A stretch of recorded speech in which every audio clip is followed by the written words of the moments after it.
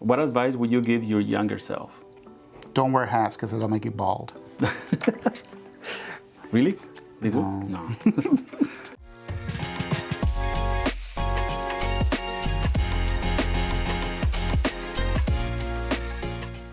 Hello, my name is Victor Leon. And my name is Pedro. 1, 2, 3.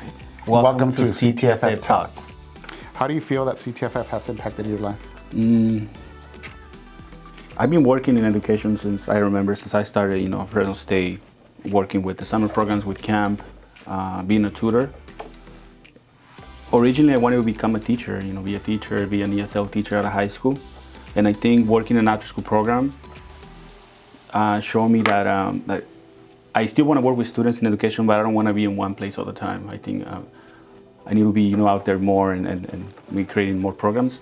But I think giving me the opportunity to be involved in this field, as well as getting all the training, all the experience, all the coaching, the guidance, and then the exposure to like different administrators. You have opportunities to be out of your comfort zone. Going to meetings and speaking with administrators, and just over the whole experience, the whole training. I think that has been a big impact, to where I am now.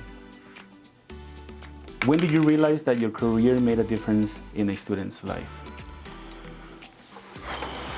There's different phases of my tenure at CTFF where I realized that. So when I was a tutor, there was a student that asked me, he was like, hey, can I take this book home? And I was like, unfortunately, you can't take a book home because, it belongs to the program.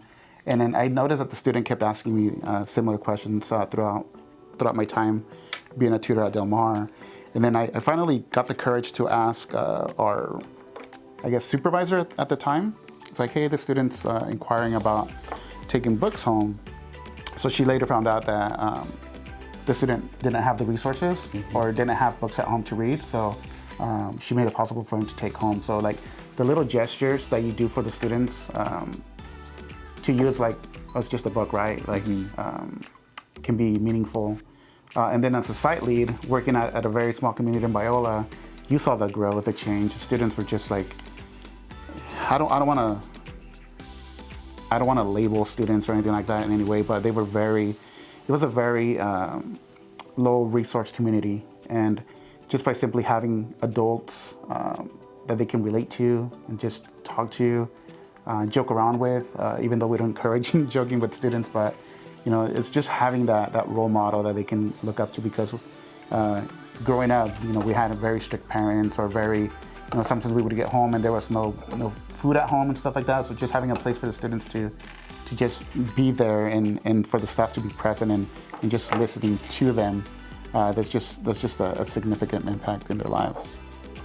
No, I agree. Those students are very grateful. Yeah. And then in my current role, well, again, I'm not doing much impact at site level. I think that the guidance that I provide to other liaisons and other staff members here, it's coming from my experience and kind of helping them build tools that can better benefit them in their roles at site level. For instance, like the liaisons, just kind of guiding them. I think there's a lot of instances when I realized that you make a difference in the students' lives. Most recently, I think it's our summer university program. It's like you mentioned earlier, you see the students arrive the first day, a little bit lost, maybe with some of them are scared, because it's new, they're leaving their home for the first time. And they want to go back home. Yeah, they miss everything. So the last day, especially towards the second week, you start seeing the students, how much they have improved. And the attitude that they show when they leave, I think that when they go home and then we see them in the follow-up futures and they still talk about the program, or the administrators tell us, how happy the students get back home.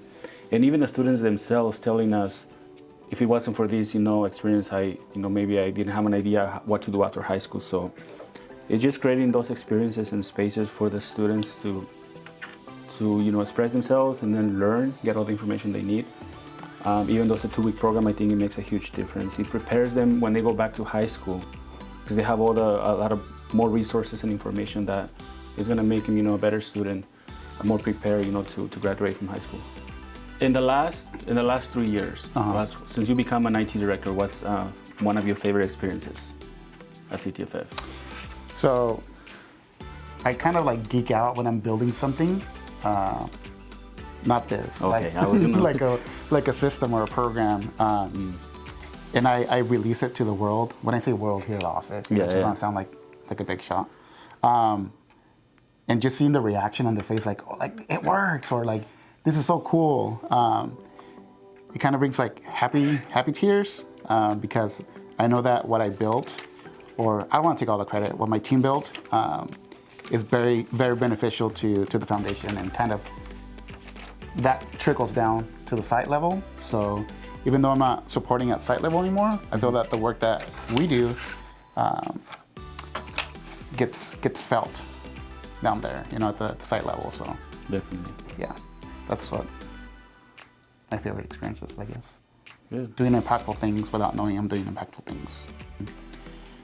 All right, I have an easy one for you. Okay. Yeah. If a teaching fellow wants to grow within the foundation, what steps do they need to take, or who should they reach out to? So if they want to get more involved with the foundation, I think they should start with their current position and just learning the most that you can from it. But not only that, but look out, like the second part of the question, reach out to your immediate supervisor first. If you have a site lead, shadow them, try to ask them, what it took for them to get to that position. And try to learn everything that they do. Get to a point where if your site lead is gone, be that tutor that you can run the program, become that tutor. And that eventually is gonna get you, to the next step and the next step and the next position. So I think that a lot of us working in programming here, and not only that, but I mean, everybody like from finance to HR, they all started, most of them started as tutors and they kept moving up. So I think it's just, if you have the passion for what you're doing, and if you wanna keep running the foundation, just get involved, with everything, and just learn everything in your role, and learn from others, especially your site leads, your liaisons, your program managers. Ask them questions, and eventually, you get there. Mm-hmm. Yeah. Yeah. Something that I said before, I think I was asked this question a while back, is that like when I was asked to be a site lead, I was like, I don't think I can do it. I don't think I can do it. But deep inside, something was telling me like, oh, just go for it. Just take the jump, and if you fall, then just get up. So I'm gonna give you guys the same message or same advice. If you have if you have something inside you telling you like just do it, go for it. Don't be scared.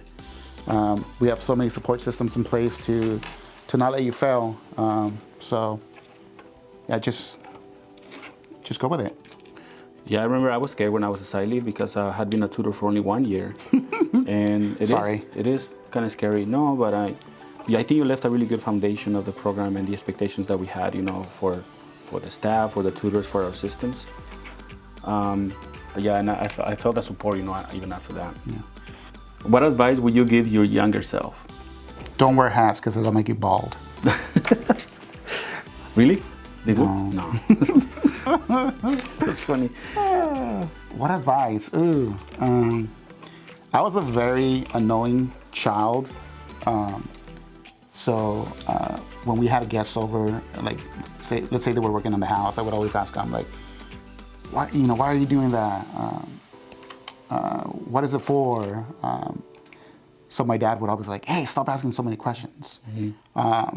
So the advice from me would be, sorry, Dad, ask more questions. Like if you're in doubt, if you need help, what's the saying? There's never a dumb question, or there's never a dumb questions. That's true. So just keep trying to learn more. Try to make myself more self-aware of what's around me, what's available. So yeah, there's no dumb question. That would be my advice. So ask away. What about you, Pedro?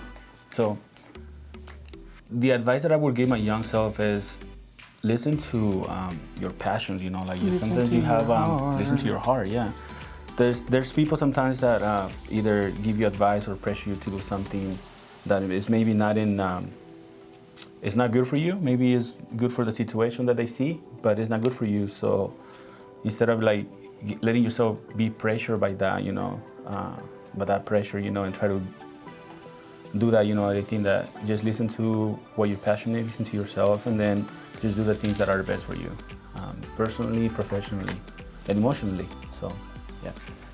Well, thank you for tuning in to CTFF Talks. It's been fun, and given the circumstances, I was able to make a head wig with an Olympic torch and a fairy wand. Why, you ask, is because I was missing 2 bags of my kit.